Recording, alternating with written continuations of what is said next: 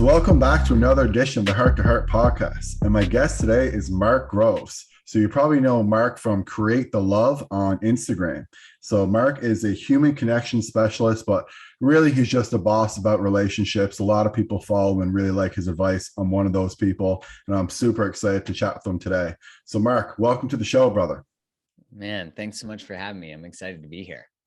Yeah, well, like I said, I've been following for a while. I think you put out some really great videos, and yeah, I'm super happy to chat with you today. So, I know we have about an hour, so I figured we would cover something for everybody. So, for people who are single, people who are also in relationships, maybe we'll start out with the single people. But before we do that, can you just kind of tell us, like, how did you get started in this, and how did you kind of become like this human connection specialist?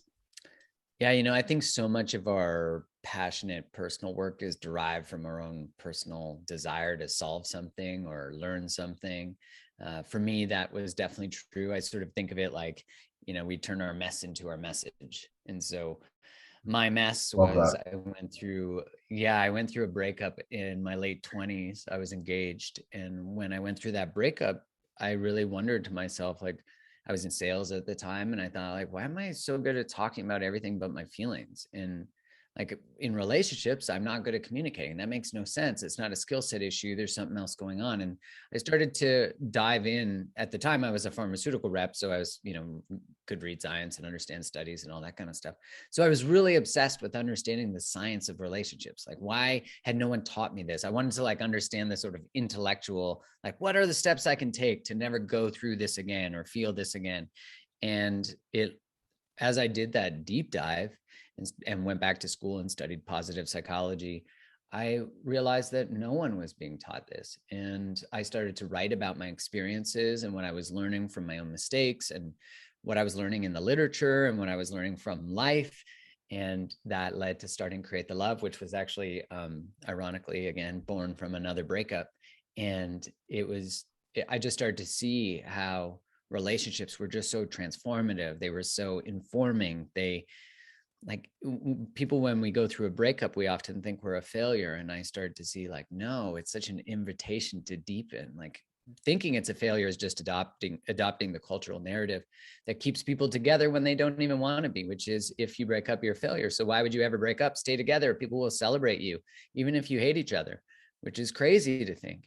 So I just started to see how all of us, not all of us, but most of us, were sort of struggling relationally, and they're not really being a resource or a place that humanized it. Like, I found so much, when I really woke up to that, wait, not all relationships last and not everyone stays in love.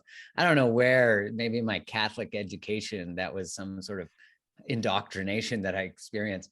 But when I went through my breakup, I started to see, like, how was I not paying attention to all these relationships that had ended and all that kind of stuff? So yeah, the birth of it was very personal. And then, it led to where we are today. Well, I'm happy that your mess became your message, because like you said, I mean, we don't really get this type of advice in school, like even in university. There's no like courses on how to be a good boyfriend, how to be a good husband. Like nothing is really taught in school with that regard. It's all about your career, which obviously is important. And I always say that our three most important things in our life is our career, our health, and our relationships. Amen. And we obviously you go to school basically for a career, and you might learn a little bit about health when you're in school, especially depending on what discipline you pick when you go to university. But very few people learn anything at all academically about relationships. So it's not really a surprise in some way that you've kind of exploded in popularity, because I imagine that a lot of people are sort of like starving for this information. Like, did you find that when you started talking about these different topics about love and relationships, that you kind of had more of a response than you initially thought, or did you kind of expect for people to respond the way that they have to your material? you know, I, I, in that, I sort of think of the first sort of terrified moment where I hit publish, and No, I did not expect, it's like you're putting your actual work, your actual heart, your actual words, and I know you experienced this too, out into the world, open to feedback, criticism, drama, whatever it might be. And yeah, I didn't expect it to explode. I think what I expected was, I didn't have an expectation, but what I hoped was that it would allow me to leave my other work and do something. Had no idea how I would monetize it or how I would turn it into a living. But I just knew that there was like a soul's calling that was so deep to like want to help other people solve this challenge or navigate this. And I was, it was a lot of hustle though, like my Instagram, I started in, I think 2014 or 2013, December, I can't remember. But yeah, I never missed a day of posting until October 2021. I That's posted crazy. every single day, sometimes twice a day for a few years. So, it's, Consistency. yeah, exactly. Like it's Yeah. easy to look now and see it performing well, but that really was a lot of time and dedication to the work and also just to like self-expression. Like I think I read stuff that I wrote in 2014 and I would never have taken my advice from 2014 now, so it just shows the development of a human, and it's kind of interesting to live out loud in a lot of ways. Yeah, and not to get too off topic, but I like what you said about how you wouldn't take some of the advice that you gave out in 2014, and like some people may look back and think, oh well, that's like a mistake, but it's like no, it shows growth. Right. If you can look back at yourself and say that, oh, I was an idiot then, or I wasn't as knowledgeable as I am now, or whatever it is, you can say, well, I recognize that and now I'm a different person, so you should be celebrating that, as opposed to a lot of people when I think they look back at their past mistakes, they get upset about it, or they wish that things had been different. But obviously everything that you've done in your life has led you to who you are now, and the success that you have. So again, I don't want to get too off topic. I'd rather talk about relationships and self-improvement kind of thing, but it is something that I think a lot of people do really mess up on in their thinking, is that they think that because they were a failure, not who they were 5 to 10 years ago, that they're still a failure now, and they still think about those mistakes. But in reality, that just shows that you've actually improved. Yeah, But amen, man. yeah, so just kind of getting down down to it, Mark. I thought we'd start off talk about people who are single, and then maybe talk about some aspects of couples. So, in people who are single, what kind of like advice do you give to those people? Because a lot of people, they try to use either cheesy pickup lines or something like that, but in reality, it seems like the best thing to do in order to attract another partner is to actually improve your overall self. Would you kind of agree with that, or how's your approach? Yeah, those books that are like they teach about pickup artistry, or there's a book called Why Men Love Bitches. And that's the title of the book. I know people are like, don't say that. That's the title of the book. I didn't say it. Both of them sort of teach how to appear as though you have high self-confidence, appear as though you have high self-worth. But what happens when people build those skill sets, we'll call them, that are superficial skill sets? It doesn't mean you can't learn how to communicate better, and you can't learn how to engage with someone you're interested in better. Certainly that's a skill set. But when it's not authentic, when it's not coming from like a healed, integral, whole space, then when you get into conflict with your person, your actual underlying true insecurities and all those things will come out. And again, our insecurities are human, those are normal. But so much of our work as single people is about becoming the person that you seek. So much of why we pursue relationship is to complete us. You think of like that super famous line from Jerry Maguire, which I'm probably aging myself now, but it's where Tom Cruise says, "You complete me." And that was sort of thought of as this most romantic line, like everyone just wanted someone who completed them. But really that infers that you are incomplete without someone. So Yeah. if someone, whenever anyone says to me like, oh, when they left me, they took a part of me with them. And I'm like, well, what part of you did you give them to take? Because no one completes us. Someone contributes to our lives. Can contribute to our well-being, but they are not the basis or source of our happiness or well-being. If they are, then we'll have a hard time letting them go.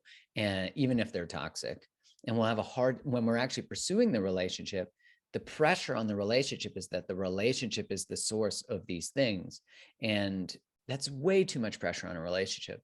You And know I what I mean? think too, Mark, like is if your happiness, if you know that someone else's happiness is dependent upon you, then that's so much pressure for that other person. You know, like it's like I know that, this person's not going to be happy unless I do, X, Y, and Z. Whereas like it's alleviates a lot of pressure when you know that the other person's going to be happy regardless. And I think that a lot of people kind of get caught up in that loop. Oh yeah. I mean, it's like the ultimate source of codependency, because then the other person feels like they can't leave, because if they leave, you won't be happy. Right. So what happens is we create a culture in the relationship where the truth is not able to be presented. Like where someone says, you made me feel this way. That language in essence, it doesn't mean someone's behavior can't have the consequence of our feelings, right? Like I'm not disconnecting that. What I'm saying is when you draw more space and responsibility into the language that we use, then we're more liberated. So if I said, hey, when that occurred in response, I felt this way, what it does is it shows like I have my feelings and I'm responsible for those, and then your behavior might not have been acceptable, but it delineates that there's not a responsibility. There's a responsibility, obviously, that I have to treat you with respect and reverence, but you might have a completely abstract emotional response, or one that's not in correlation to the actual experience. And am I supposed to just say that like the feeling and the experience itself is valid, but do I have to agree with it? You know what I mean? And so just when we start to draw more space in our relational experiences, we we sort of draw space between us and another. And I think that's the essence of really great, successful relationships, is that they're two individuals who are contributing and coming together to create something that is separate from themselves. And that is really the most beautiful thing. And when I say, like, I'm not saying dismiss feelings, what I'm saying is take responsibility and ownership for feelings and request what behaviors you need from the other person so that the impact is different, the way they speak, the way you speak, all of that.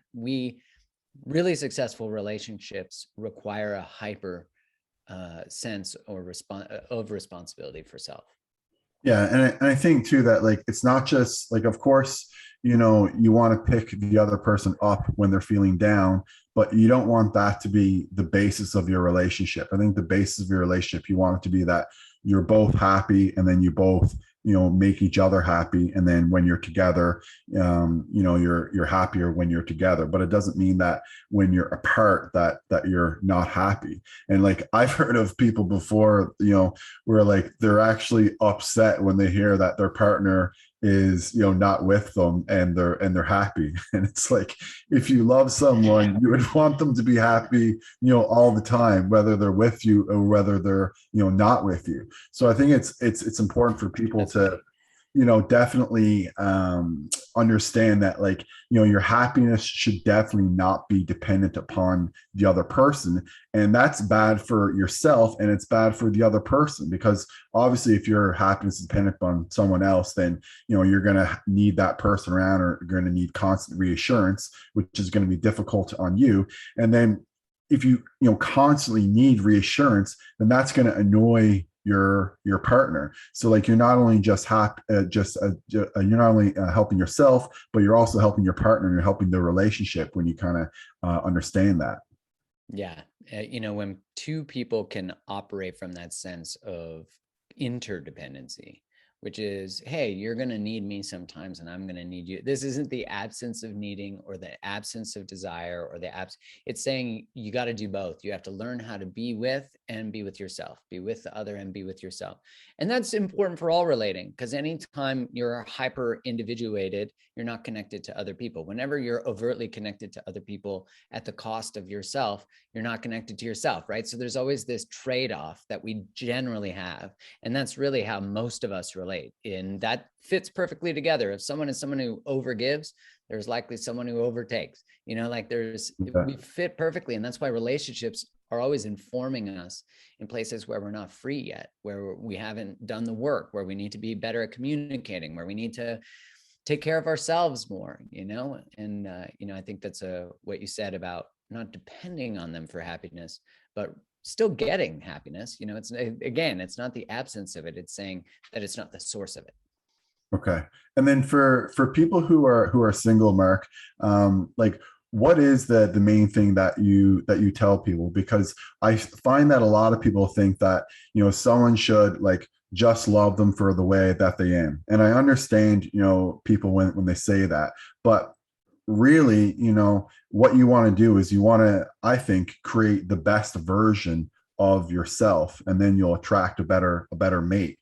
Because if if you just think like, oh, someone should just love me just the way I am, that's not really like very like motivating to really, make yourself a better person or become a better person. So I just don't know if you've had a lot of clients that kind of fell into that kind of category, that, if someone truly loves me, they should just love me, just the way I am, when in reality, like, you don't love yourself because you're not putting effort into yourself. And because you're not putting effort into yourself and you don't love yourself, you're not actually putting love out there. So that's probably why you're not getting the love back.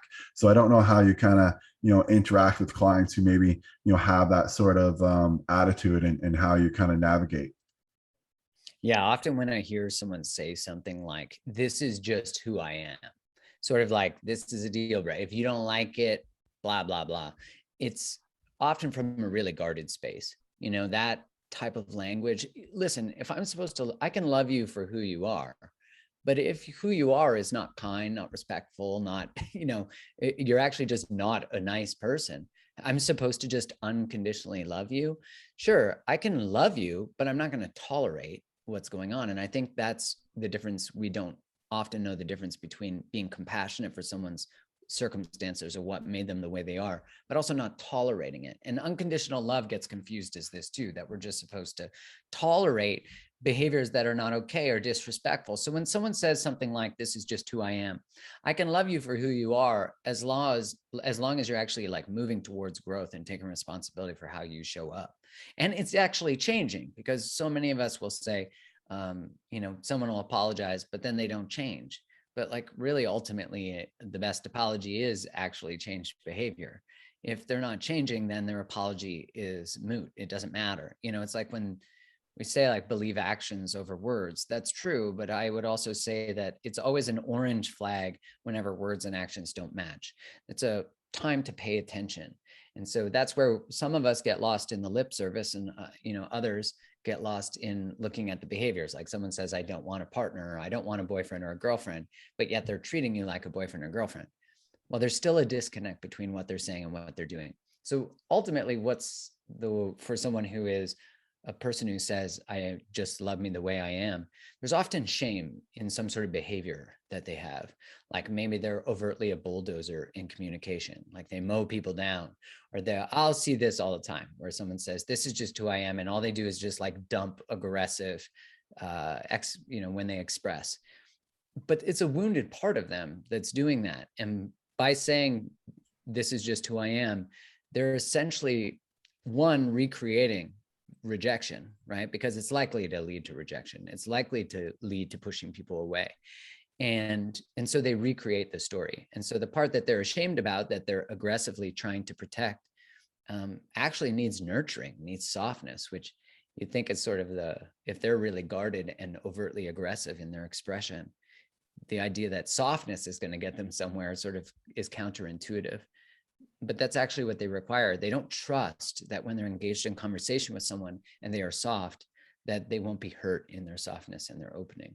And so again, this is how I said, like, we're learning, how do I be in love with you and in relationship with me at the same time? And when someone's overtly expressive like that, they're usually creating a lot of independence. Like they become an island. and Yeah. they're sort of got the guns over the walls, and that's a way of protecting themselves. And it comes from a really beautiful place, because it's what they learned how to do, probably to be significant, because aggression always creates significance. It makes people listen, and also to protect themselves from experiencing rejection or abandonment, even though what's happening is they're actually recreating it every time. Okay, interesting. Yeah, I think a lot of people, who are independent sometimes feel that, they don't need anyone. And that's, certainly a good, strong, and powerful feeling to have. But then at certain times, when you have this independence, you can kind of be a little bit closed off and not be as Right. open to things. And I think that's where you need to sort of make a distinction, is that it's great to be dependent, but it's not great to be dependent and closed. What you want to, Right. or sorry, independent. You want to be independent and you want to be open. Those I think are the good or the best sort of characteristics. Um, One thing too I wanted to ask you about, Mark, was do you feel that some people settle maybe too early, and maybe they settle when they're not the best version of themselves, kind of thing? So like, I feel that people probably shouldn't try to date someone when they're not at the height of their of who they are, and who they are becoming. Because I think that when you've kind of evolved, and when you've grown, and when you have your shit together, so to speak, then you're going to be able to attract a better mate, and then you're probably going to be able to grow together. Whereas, say, if you meet someone when you're kind of at a lower point in your life, it might, you're probably going not to attract someone who's who's that high of quality as you could get, if say you had done all that improvement. So do you kind of tell people sometimes that, like, hey, you know what, like, this is probably not the best time for you to start reaching out and dating others, because like you kind of need to fix a few things before you can kind of find someone that would actually be better for you? Yeah, I think it's important to normalize that we're always works in progress. So I don't know that there's ever like, some people will get a sense and be like, oh, okay, I'm ready to date. But I don't know that we're always like perfectly ready, because often we have that feeling, as you said, we sort of have our shit together or poop in a group, and then we start dating and we're like, fuck, I thought I worked on that thing. Like now it's coming up. And I think it's important for people to realize that, our wounding occurs in relationship. That's where it begins, when we're children, when we're born into this world. And that's where it's got to be healed. So really the skills that you build as an individual are important to learn how to build in relation to another. That's why we can have this self that we've created when we're single and we're working on ourselves.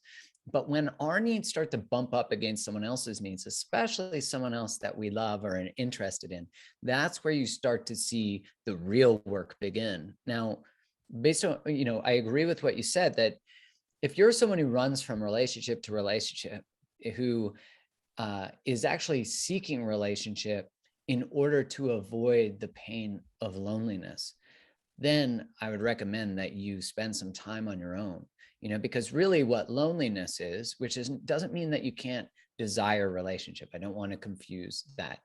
What the desire for relationship that's healthy comes from a whole place. It doesn't come from like a sad longing that feels mostly like a child energy.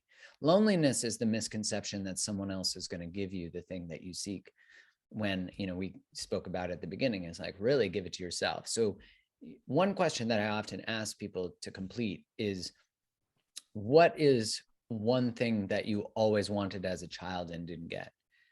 And for most people, it's something along the lines of to feel like a priority, to feel understood, to feel safe, to feel loved, to feel important, some version of those things. What often happens is the people we are interested in do not give us that thing. So there's a longing for it, and the people that we're attracted to actually rewound us in a similar way. And so the healing is to give that to ourselves so that we don't seek it in the relationship anymore. And that's where you see people say, hey, I'm attracted to toxic people, but I can't help it because it's attraction. And, you know, what I say to them is, well, this is under the impression that you don't have a choice between what you're attracted to and who you choose. And you certainly have a choice. And when you start to first create that choice and or recognize that choice and stay in the space of choice, you know, there's a saying that the opposite of trauma is choice. And that's now you're in choice. And so you're able to say, ooh, do I follow every allure? Do I follow every tingle? You know, every time your loins are tingling, you don't have to do something about it, you know? And I think what's interesting when we start to sit in that space is we start to heal the part of us that is attracted to chaos, that confuses love with uncertainty. And we start to get really secure in ourselves. And there's this really beautiful transition that happens. You know, we talked about feeling completed or like I'm whole when I'm with someone. What happens is we start to feel our own wholeness.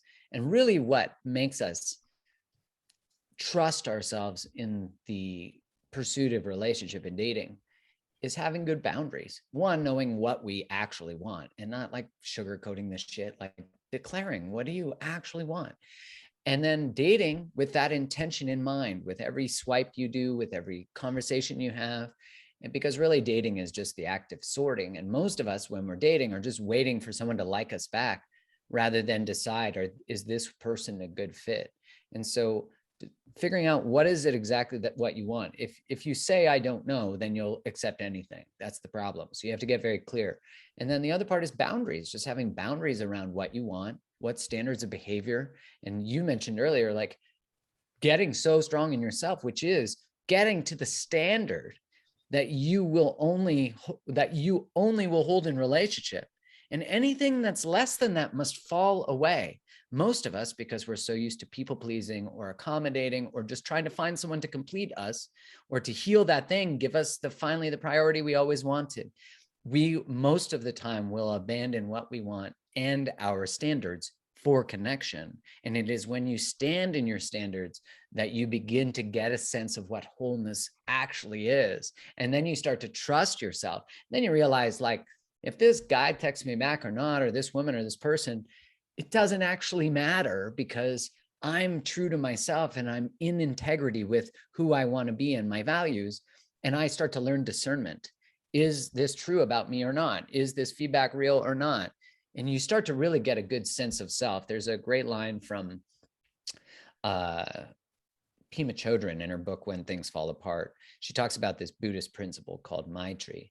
And Maitri is essentially the principle is that instead of like self-love, you know, loving oneself, which we often think is like taking bubble baths and lighting candles and meditating or whatever, those are all acts of it, right? They're behaviors that contribute to a relationship with self. She talks about actually becoming best friends with yourself, like actually having admiration for yourself. And a lot of the times our choices are not choices we admire, so we don't admire ourselves. And so we really have to become very like, listen, this is a full-time job to And be admiration is very, very important. Not right. to cut you off No, there, but go I think ahead. it was Plato that said that love is nothing but admiration. And I think both for men and women, maybe even more so for men, that they love being admired. Right. Like men want to be admired. And the thing is that if you don't admire yourself, then how can you expect someone else to admire you? So I think Right. doing acts that you would admire yourself is going to help your partner in turn then admire you and give you that kind of sense of satisfaction and well-being. Amen. I mean, that's exactly it, is like when you hold the standard, or some people might use the word, the vibration, the resonance, the self-confidence, they're all similar. You will not tolerate anything less than that. And what I love is when people say, like, people like that don't exist. And I'm like, well, you exist. If you exist at that level of self-confidence and sense of self and admiration for self, then you've already broken the belief. And so most of us in our dating relational, I was talking to a friend the other day who was saying, well, men are like this and they all do this. And I was like, oh my God, you have so many beliefs that are operating protectively to protect you from ever opening your heart again. And so they're there for a good reason. But most of us have beliefs that are holding us back from actually opening our hearts. And we don't even know we have them. We say them in casual conversations. We try to drown them in shitty Chardonnay, instead of actually recognizing that we're just trying to protect ourselves, but they're beliefs that we hold on to. And what do humans love? We love being right. So we would love to validate all the beliefs that we have. And so how do we recognize that? I mean, it seems like it would be a very difficult thing to recognize, and I assume that's why a lot of people are struggling so much. But if you could give some advice, like how do you recognize when you are holding on to beliefs that are not necessarily true and that are holding you back? You can explore questions like, what were you taught about relationships growing up? What did you observe? Like, did they lie to each other? Was there cheating? What did your religion teach you about relationships? That everyone stays together. If you get divorced, you go to hell. What did you observe if someone in your family got divorced? Did they get shamed? Did people talk behind their back? How did people handle conflict? What did you experience in your teen years or your 20s when you started dating? And what did people show up like? What have you heard from media, marketing, everything about men, about women, about people? Like, what all this does is it builds the constructs of our unconscious mind. And really, our unconscious determines about 95 to 99% of what we choose. And marketing has always known that. But it's good that we know that, because ultimately what people are constantly doing, and you can experience this just by thinking like, hey, remember the time you got a car and all of a sudden you saw that fucking car is everywhere? But before you got the car, you didn't notice that everyone had the exact same color and same model, Mhm. because you have a bias to look for it. And so when we have unconscious beliefs like all relationships end in divorce, well, we're oddly going to recreate that because we just believe it's true. So why even invest in a relationship with a really good person? Why even work on my own relational skills? Yeah. And when you look up your family tree, unless you've taken a class on communication, handling conflict, and relationships, you likely communicate the same way.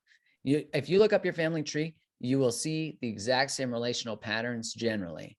And it's important to recognize that, because it's not your fault that you relate the way you do. It wasn't my fault, but it is our responsibility. And, as you were saying, the 3 areas that we need to actually be taught, relationships being one of them. Relationships, based on the research, has the greatest impact on your health.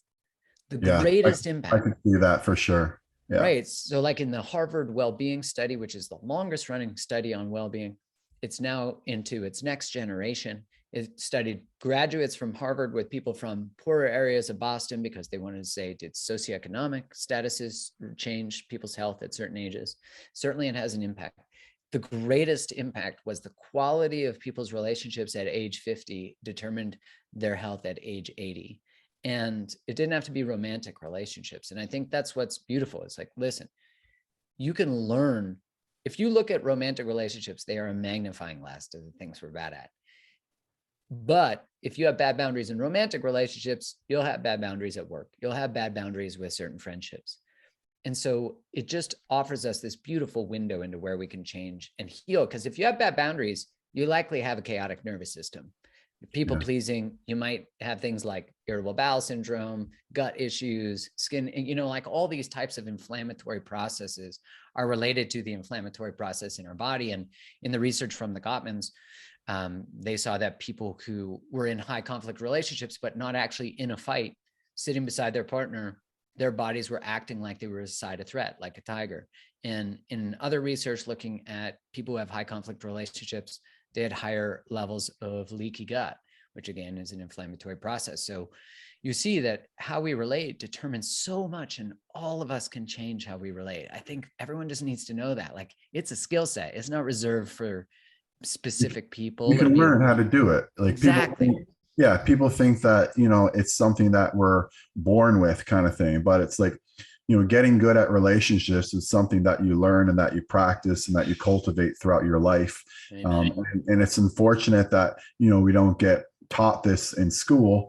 But we don't, and that's the reality. And like you said too, I mean, I really think that what you said about your career, your health, and your relationships, that relationships are the number one, is definitely true. And I'm very familiar with that Harvard study. I think that was actually one of the studies where they showed that a good relationship, or sorry, that loneliness is worse than smoking, even for your physical health, which is, I think astounded a lot of people. But that's how important relationships are. If you don't have good relationships, it's not going to just affect your mental health; it's going to affect your physical health. And then another thing that you said there, Mark. I said this a few minutes ago when I was kind of asking about, how do people sort of recognize when they're in this kind of pattern or rut of looking at certain things. And, you were kind of mentioning that, well, of course, like if you're just looking for it everywhere, then you're going to see it. And it reminds me of something that Tony Robbins said a long time ago when he said, like, just, close your eyes, then open your eyes and see if you can see anything in the room that's kind of red, Yeah. and after a while, he said, like, they'll start calling things that are orange red, that are maroon red, that are things that are right. So I think that's what people do. I think with people sometimes it's like, people say all men are this or all girls are that. And then, of course, when they meet someone, that's what they're looking for. And if you look for it close enough, you're going to find it, even though orange is not red, you're going to find out that one, feature in someone that just assume that someone is going to have, even though they don't actually have it. So I think that's really important for us to discuss today. So I appreciate you bringing that up. But just with regards to relationships and people who are in relationships, I really like what you said earlier, and you actually did a video on it recently about how, like, if you are someone who wants to self-express yourself, which is what we all want to do, then at the same time, that can sometimes be in conflict with being in the group that you want to be in with. And it seems like from the video that you put out that most people are actually going to decrease their self-expression in order to attach to the group or to attach to the person that they belong with. And I think that that's a massive mistake that people make in their lives all the time, is because, and again, it comes back to something we chatted about previously, is that if you're trying to express yourself in a way that you don't truly feel is the best way to express yourself, then you're not going to love yourself. You're not going to admire yourself. You're not going to put out that love. You're not going to get that love back. So even though it may, hurt real bad to, say that you have to, sever yourself from a certain group, or, dissociate from a certain group because you're increasing your own self-expression, that may be, painful in the short term. But I think that in the long term, it's going to be much, much more beneficial for you. So I don't know if you can speak to that video. I think you put it out maybe a week ago or 2 weeks ago or so, but I thought it was a great video, and it really resonated with me. Yeah, Dr. Gabor Mate talks about how all humans have two needs. We have the need to self-express and be authentic, and we have the need to belong. And when self-expression threatens belonging, belonging usually wins. And this really comes back again to what we were talking about earlier. If being with you determines my health, happiness, and well-being, then I'm not going to not be able to be with you. Like, I'm not going to not be able to not be with you. Yeah. It's because too many things depend on that. So if me telling you the truth threatens us being together and my well-being, my happiness, all those things, then I'm likely not going to tell you the truth. If I'm afraid that my community, my culture, my religion will exile me if I get divorced, or they'll ask me, why am I single again? Or what's wrong with me? Then I'm likely not going to engage in a conversation that will lead to that relationship ending, because it also leads to the exile from my community, my family, my religion, which are often all sort of synonymous in how they behave. And Mm-hmm. so this is what we're all up against. You spoke a bit earlier about essentially like cancel culture. I mean, cancel culture in and of itself creates no psychological safety to be curious or explore or have conversations.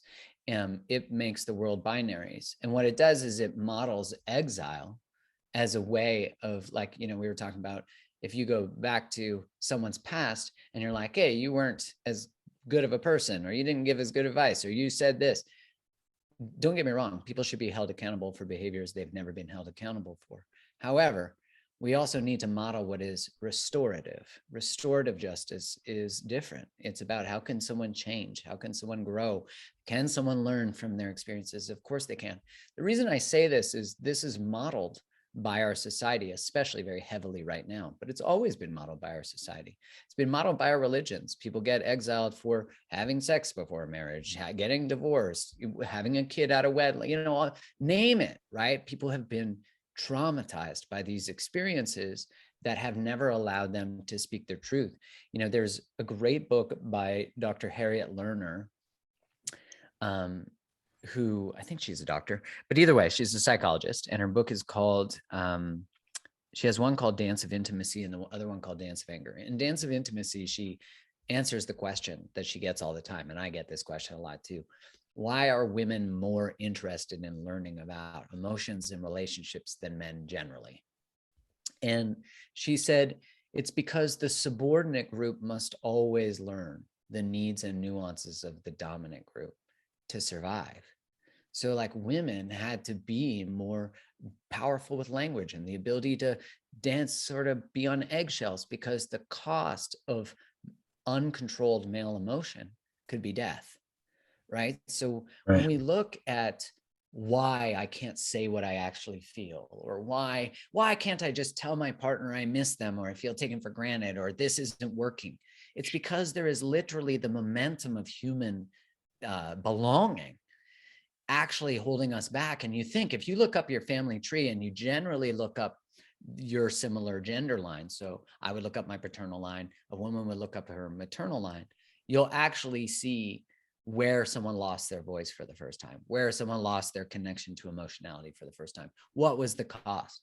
Because essentially what we're seeing is the sort of epigenetic expression, but the behavioral expression of what genetically gets passed down in terms of how we communicate relationally. And so this time, when the first time you set a boundary, I mean, gosh, a boundary 50 years ago, 100 years ago, 200 years ago could have cost someone their life, and still can today. So laying your first boundary is such a courageous act, and we need to recognize that. Like, we often will shame ourselves. Why can't I just say that thing? Yeah. Because there's so many costs to it. Look at how many people are self-censoring today because of the fear of being called different names, anti this, sheep that, whatever it might be. There's this name for every side, every thought. And so there's so much fear in how we even relate to our partners. And what is true, that I know to be true 100%, is that when you say something that liberates you, you also liberate the other person. They just might not know it yet. So if I say something that is like, here's how I actually feel, this is what's actually going on for me, the other person might be resistant to that. But that's because we're changing our relating pattern. Like, now the truth is being honored in our relationship. Instead of staying together being the number one priority, telling the truth is actually the number one priority. And the irony being that those conversations actually deepen the relationship or fracture it. But either way, they connect you to truth. And now, like in my partnership with Kylie, my fiance, we honor the truth over everything. Like, that's our commitment. Our commitment is to telling each other the truth, and everything else falls with that. Our intention is to be together, to deepen the relationship, and that both each other's truths are so honored in the experience, like they're sacred. And that's what makes a relationship sacred. And I think Jordan Peterson would agree with you 1,000% on that. He always says, tell the truth. Like, if you don't know what to do, tell the truth, in that situation. So that was very beautifully said. I know we only have 10 or 15 minutes left, and I want to ask you one question, because it comes up, I don't know, in so many conversations I've had with people over the years. But this book, The 5 Love Languages, and I'm sorry, Mark, if you've been asked this question a million times, but what do you think of the 5 love languages? And do you think that it is a good practice for new couples, not necessarily even new couples, older couples, anyone who's together, to write out their 5 love languages and to communicate those with one another. Yeah, I definitely do. I mean, I think it's a really valuable resource because so much, I think even early in the dating process, you can do the test for free, the love languages test, and both yourself and your partner get to learn, how do you like to give love and how do you like to receive love? Most of the time we give, like in a partnership, we'll start giving love the way we like to receive it. So I Mm-hmm. might, if I really like receiving gifts, I'll buy you tons of gifts to hopefully you'll get the hint that you need to buy me something. And so I'll start to resent you that you're not picking up on the showering of presents. But really what we're saying is, this is how I like to be loved. And I guess that you like to be loved this way.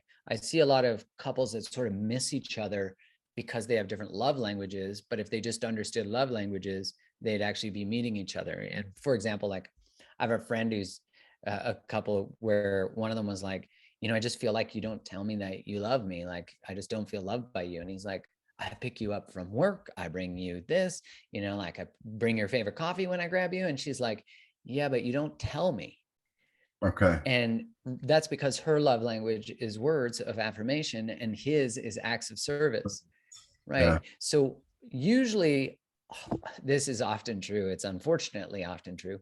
Our partner's love language, they're like number one, and you'll see when you do the test, everybody, that it ranks them. Yeah. And often their number one can be a stretch for ours. So like the number 5 or 4 for us is often our partner's number one. So like, let's say public displays of affection. I think that's a good example. For Yeah. someone that's like, oh God, I am not into that. And for another Yeah. person, it's like, ooh, I couldn't love that more, like holding hands and cuddling in public.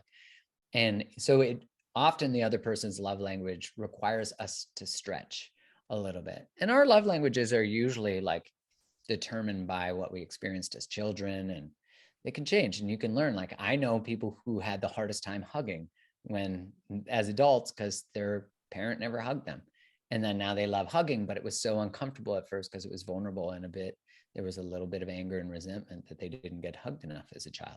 So it's interesting when we start to explore it, because all it does is increase our relational awareness, and increasing your relational awareness just makes you better at relationships. And you start to see that people at work have love languages, And Mark, sorry, before we go any further, do you mind if we name the love Oh languages? yeah. I'll see if I know. So it's acts of service, gifts, words of affirmation, um, Quality time, quality physical time, touch. and physical touch. Okay. Yeah. Yeah. Okay. Those are the 5. And do you feel that if people do have different love languages, can the relationship still work, do you think? Or do you think there has to be some type of happy medium there? No, What do you I think think of they that? definitely can work. I think the only time that relationships have a hard time surviving is when their values are different. Okay. And they don't tell each other the truth. That's a definite, like as soon as you have a lot of buildup of contempt, like resentment, that built up over time it's hard to erode or sort of dig through and heal. Yeah, yeah, I agree. I think that resentment in relationships is probably one of the number one killers, and holding on to that resentment until it gets to a point where, there's basically no return is probably the reason why a lot of relationships do end. But when, say, if you are someone who, is feeling some resentment towards your partner, like what would you do in that situation? Well, resentment 100% of the time, when people are like 99%, no, 100% of the time is evidence that that you're prioritizing something else or someone else over yourself. So wherever there's a resentment, there's an invitation to a boundary and a need being expressed, and being met. And so if someone resents and recently I was talking to Laura McCown, and she was mentioning Brene Brown's work, that Brene found that resentment actually lives in the same place as envy. And I thought that was really fascinating, which made sense because so much of when we resent someone or something because it reminds us we're not taking care of or prioritizing ourselves, we are envious of some other way of being or someone else's way of being. It's like I remember working with this couple once where the guy was starting to really take care of himself and like go back to the gym, and he was starting to climb with his buddies and do whatever. And his wife was like, he's doing all these things. He's like taking care of it. He's like doing that. She's like, I can't believe it. And when we got down to it, it was that she resented that she wasn't doing those things. Like she was watching him Yeah. grow and glow and get excited about life again. And in which this is where couples are breaking away from the codependency into individuation again, which really recreates desire. And so as she's watching him start to light up and pursue his passions, and they were in their like late 40s, and they have kids, all of a sudden she was like, but wait, didn't we agree to stay small? Didn't we agree to abandon ourselves for each other? And really, relationships are where we should birth more of ourselves. And so when she discovered that, she was like, shit, I'm going to start doing this thing I love and this thing I love, not to get back at him, which is how often people relate, but that the relationship itself is actually celebrating the individuality of one another, which of course increases the desire for one another. Desire goes away when there's no space between us and the other person, because why would you want to have sex with someone that you blame for losing yourself? Yeah, I mean, scarcity, I guess, definitely makes the value of everything increase, right? So, True. being around someone, constantly, you're gonna over time, desire them less, less Totally. and You're like, less. man, I can finish your sentences. Fuck. Yeah, exactly. So I think it's important, to definitely keep that in mind in your relationships.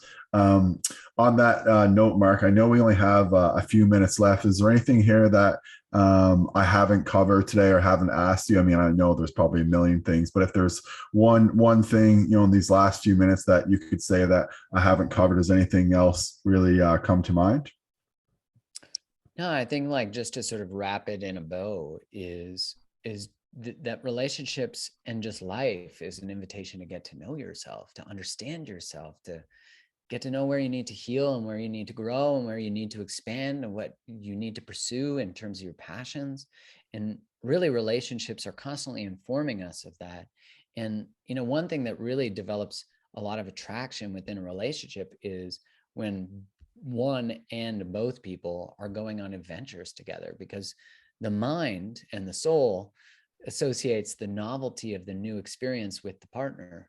And so it becomes this really beautiful, like we're still growing, we're still experiencing new things as a couple, which is still common in like long distance relationships or when we first start dating or in the first couple of years.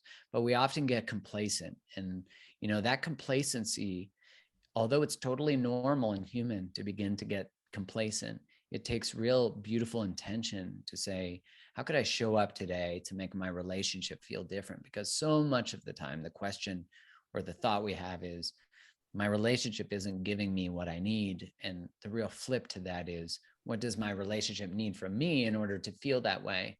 And, also recognizing that your relational outcomes are not correlated to how good of a person you are. They just are. And so if we can start to separate our relational outcomes from our self-worth, doesn't mean they can't inform it, right? They can't say like, oh, I cheated on that person, or I lied, or I sabotaged that. That's really valuable information. But when we can separate our self-worth from our relationship outcomes, then we can show up to our relationships as the best version of ourselves, authentically, open, truthful. And then the relationship is a place that is shared with another, and it's invited to grow deeper and actually give us something that's sort of like soul expanding rather than where our soul goes to die, which I think we so often see. Not to be melodramatic, but I just think we see that a lot. No, I definitely think that we see that a lot, and I know you mentioned this a little bit earlier, but I do think that that is a point of contention. A lot of relationships, I think, is envy. Is that when someone else is doing something incredible, and the other partner is not, then envy can definitely take place in those types of relationships. And I think that when you have envy, I mean, that's just going to make it worse for both people, because obviously when you're suffering from envy, it's a horrible feeling, and you're not going to feel well. Your well-being is going to be down, and you're going to feel anxious, you're going to feel depressed, and then you want the other person to support you. You want to be able to share your kind of success with them. And if you feel that you can't share your success with the other person, and it's just going to kind of be a downer, and they're not going to celebrate you, then that's going to demotivate you, and it's going to make you not want to share those things with people, and it's going to make you also resent the other person and not even pursue the things that you want to pursue. So I think that it's a really important point to think of, because we don't often think of envy in relationships, but I think that it definitely does happen. On that note, Mark, you've been an absolutely wonderful guest, but I think that we are just about out of time here now. So can you tell everyone where they can find you on Instagram, where they can find your dating courses and all that kind of stuff? Yeah, first off, thanks for having me. I'm just so grateful to be trusted with your audience and with your people, and that means a lot. You can find me on Instagram at Create the Love, and also on my website, createthelove.com. That's where I have a course like how to navigate breakups and turn them into a space of rebirth, and get over that person. I have one on rediscovering yourself, sort of that process of falling in love with oneself and having admiration with oneself. That's called Rediscover Your Wholeness. And I have one that I run twice a year called Dating 101 that the waiting list is just signing. You can sign up for on that. And I also have one on boundaries. So there's lots of stuff to discover. I've done a couple courses, one on attachment theory with Sylvie Kakashian, and then one on codependency with Terry Cole. And so they're all on there, so everyone can find them. Awesome. Well, Mark, thanks so much for sharing all the information and knowledge that you gave us today. I certainly appreciate the conversation, and we'll chat again soon. Thanks a lot, sir. Appreciate it. Okay. See you, brother. Have a good one.